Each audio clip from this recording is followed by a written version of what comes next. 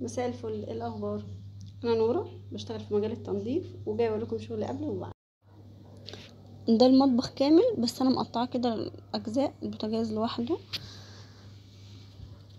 طبعا كان حالته صعبه، المطبخ ده كان حالته صعبه جدا والله العظيم.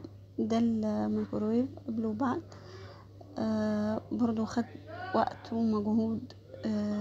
المطبخ كان متساب بقاله فتره طويله طويله. التلاجة كانت محتاجة غسلة محترمة. طبعا فككنا بقى كل دوت ونزلناهم وغسلناها بالكرول والبريل وكده اهو، وبقت فلة كده بعد ما اتعملت.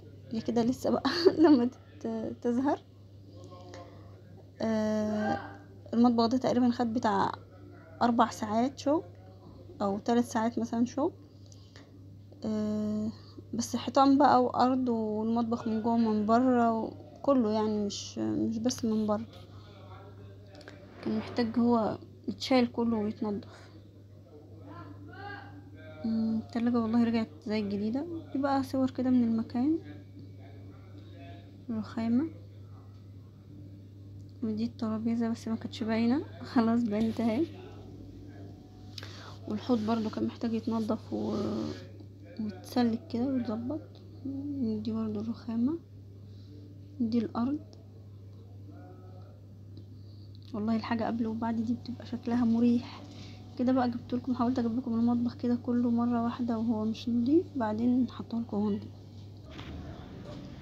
طبعا اول ما نيجي نبدأ في حاجة زي كده، نبدأ بقى بالارض، نشيل كل الحاجات اللي في الارض ده عشان نعرف نتحرك في المكان. كل الزبالة تتلم كده في الاكياس وتطلع بره. الحاجات اللي مش محتاجينها بنرميها.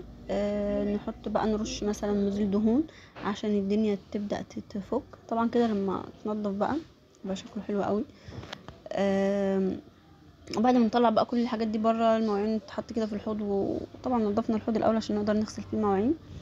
واتغسلت المواعين وحطيناها تتصفى، روقنا الدنيا عادي. ما خدش والله 4 ساعات وبقى زي الفل.